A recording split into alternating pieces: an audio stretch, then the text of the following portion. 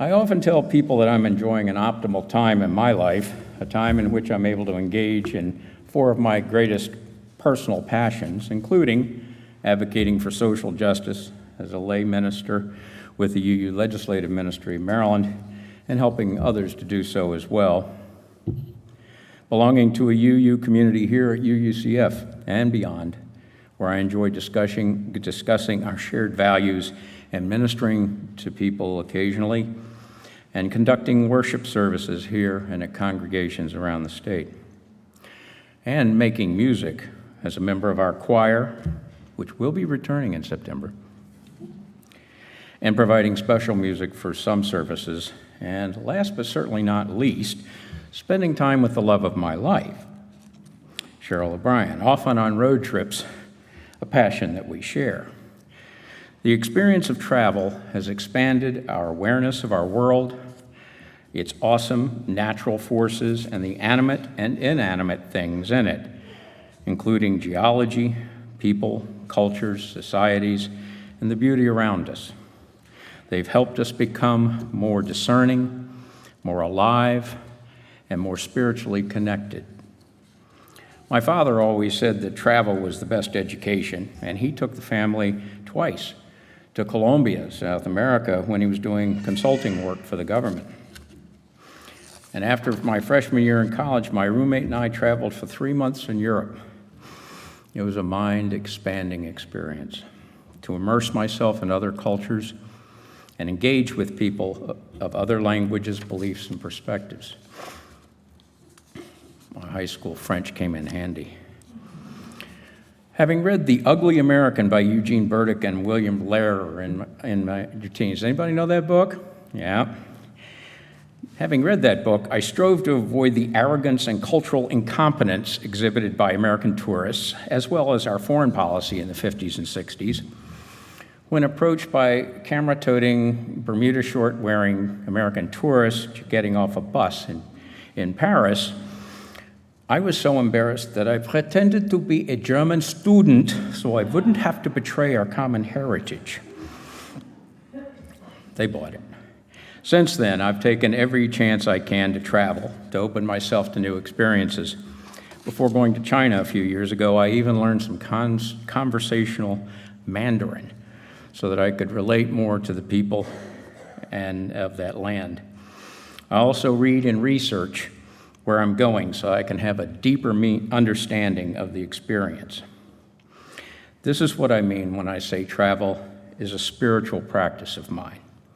Spirituality means the search for the sacred, that which is set apart from ordinary and worthy of veneration. And a spiritual practice is one that looks beyond the activities of daily life and seeks to look inward for deeper meaning and inner peace. When Cheryl proposed the creation of the Flower Guild to provide flowers for our services at UUCF, she was pointing to the need to include the beauty of nature in our spiritual practice here at UUCF. Indeed, she makes sure that we take the time on our travels to truly experience our natural surroundings. I'm the history geek, she's the nature geek. Last month, we literally hugged 1,000-year-old trees in redwoods.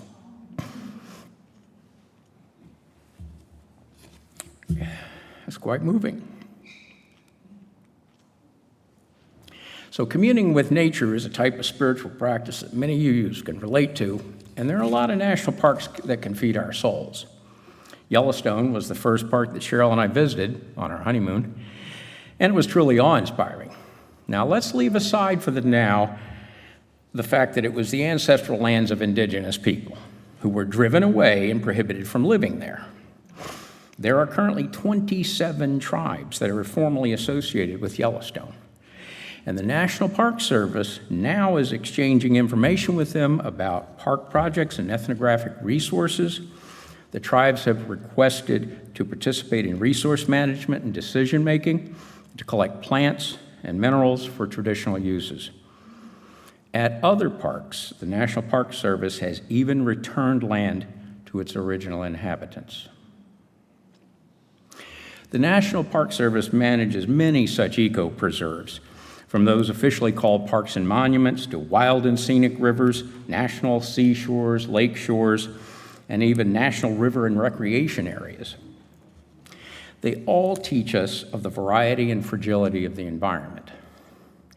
Nowadays, the NPS provides information on how Native peoples lived and thrived in these environments, including the desert, helping visitors connect to all those who have gone before us. So I think most people relate to communing with nature as a spiritual practice, but what of other sites managed by the National Park Service? What about the national monuments, battlefields, historic sites, and so forth? Let's go beyond the eco-preserves and talk about these other places commemorating our national heritage. The experience of historic sites can inspire strong emotions and provide a much deeper and more complex and complete understanding of our American heritage. In this context, the thoughts and emotions provoked by these sites create a deeper connection with the past and lead us to a greater understanding that everything in the universe is indeed mutually dependent. In 2016, Cheryl and I began a quest to visit every U.S. national park and collect the so-called passport stamps for each. This is no mean feat because the Centennial Passport book, it was 100 years since they had started the National Park Service, it had 420 individual parks. And it took until this summer to visit just over half of them, 230. And whenever we decide to go somewhere, we usually go by car, not on the highways all the time, stopping at multiple sites, go along the way, coming and going. Not only have we done this when visiting family and friends around the country, we've also done it while attending the UUA's General Assemblies when they're held around the country. When we traveled to the GA in New Orleans a few years ago, we found ourselves taking a civil rights pilgrimage, since almost every place we visited involved the struggle for human freedom for African Americans. From Civil War battles to the modern places at Selma and the King Center in Atlanta. The National Monument in Birmingham was so new there wasn't even a stamp for it. Our trips to GAs in Spokane, Washington, and Portland, Oregon, on the other hand, were notable for sites related to Native American peoples. We spent some quality time at each. When we started this quest at Antietam Battlefield, I quickly realized the National Park Service represents Civil War site, that they present Civil War sites, and how they have done so has changed from when I was a child. Growing up in Atlanta, I was surrounded by a culture that glorified the noble lost cause of the Confederacy in what they call the war between the states, or in some cases, the War of Northern Aggression. In those days, the military gallantry of both sides was highlighted, and slavery as a cause of the conflict minimized or completely absent. In those days, it was considered more important to focus on the bravery of the soldiers, both sides, in order to make white visitors feel good about these important events. Similarly, sites that involved Native Americans focused on the heroic cavalry and the brave white settlers as they made their place in history, building the nation from sea to shining sea. That has all changed. Every Civil War battle we've visited now features information how enslaved people lived before, during, and after the war, as well as the contributions they made in the ultimate Union victory. Antietam features how the battle enabled Lincoln to issue the Emancipation Proclamation, but it also documents the story of extraordinary accomplishments of rural African Americans in Maryland, Virginia, and West Virginia. The one exception we encountered was at Bryce's Crossroads battlefield, where the locally run Mississippi Final Stands Interpretive Center was nothing short of a glowing monument to Confederate General Nathan Bedford Forrest. later the founder of the Ku Klux Klan, and his heroic victory over Union troops in what was basically a meaningless battle. The movie shown even included the late Southern historian Shelby Foote calling Forrest a military genius. The literature provided better information. But at the other Civil War sites, the stories changed. We learned that Lincoln had reversed the decision of some Union generals to free enslaved people in Southern territories that they captured. However, at Fort Monroe, Virginia, General Benjamin Butler devised a much more politically astute policy. When a Virginia slave owner demanded the return of 3 slaves that had escaped to Fort Monroe, he refused on the grounds that these people were contraband, since they had been used to wage war against the Union. And by confiscating the slaveholders' property, it allowed the Union Army to shelter and feed hundreds of these people and accept the work they offered in support of the Union armies. From then on, every time Union troops captured territory, there was a contraband camp to welcome newly freed people. General Butler, by the way, is the grandfather of Blanche Ames, after whom our art gallery is named. Once again, we see evidence of connection. Likewise, the information provided at sites related to Native Americans is dramatically different than it used to be. At several parks and monuments, the local Indian people present the story of the site. We were both deeply moved by the video produced by the Nez Perce people of Montana about how the U.S. cavalry and a local white posse ambushed their people trying to escape to Canada following Chief Joseph. The story was harrowing and outrageous, yet in telling their story, the Nez Perce showed great compassion and even forgiveness. We could all learn a lesson from these heroic people and their descendants.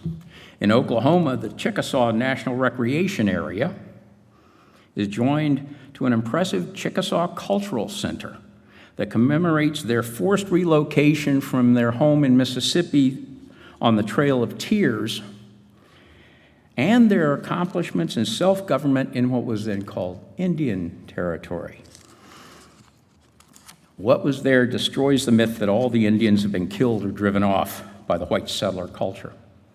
They exist and thrive today, and their story is inspiring. Other national park sites now pay homage to those who lived there before white settlers.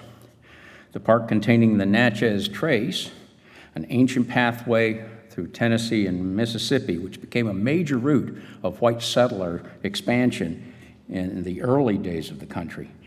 That park now contains sites where Native people built impressive mounds, and the stories of their descendants are now being told. Still other sites provide accurate, if disturbing, information on the effects of early colonization, including the first French settlers in their Louisiana territory at Cane River Creole, the Spanish at the San Antonio missions, including the Alamo, and even the Dutch and Danes in the U.S. Virgin Islands. There was a slave rebellion there. What we are now seeing at national parks, monuments, battlefields, and other historic sites is acknowledgement of the historic sins, harms, and mistakes of the past, and presentations of truthful information regarding America's 2 original sins, colonization and slavery. It's important that the National Park is leading this effort to set the record straight, to make Americans aware that our history is different from what many were taught and what many books, movies, recordings, songs, and other entertainment presented for mass consumption. Visitors are now being shown how America was built on stolen land by stolen people, as you'll hear in the Avett Brothers song later. This is being repeated across the country, including Monticello, which is not a national park. But its tours now confront visitors with the system of slavery that Thomas Jefferson used to exploit and oppress people to support his lifestyle while he wrote in our Declaration of Independence that all men are created equal. There's a tour guide explained, "I've come to realize that there's a difference between history and nostalgia. And somewhere between the two is memory. I think that history is the story of the past, using all the available facts, and that nostalgia is a fantasy about the past, using no facts. And somewhere in between is memory, which kind of a blend of history and a little bit of emotion. I mean, history is kind of about what you need to know, but nostalgia is what you want to hear." Not only is this refreshing, that new approach of the Park Service is educational, but we also find these experiences inspiring and spiritually uplifting. The National Park Service is doing its part by confronting visitors with uncomfortable truths. We are required to relate to and empathize with the oppressed. We begin to feel more connected to all of the people of our history, not just the conquerors, but their victims as well. It makes us more compassionate and more human. We see that everything in the universe is mutually dependent. If we are looking for deeper truths and meaning, national parks are a great place to start. Indeed, travel to these places can and should be a spiritual practice.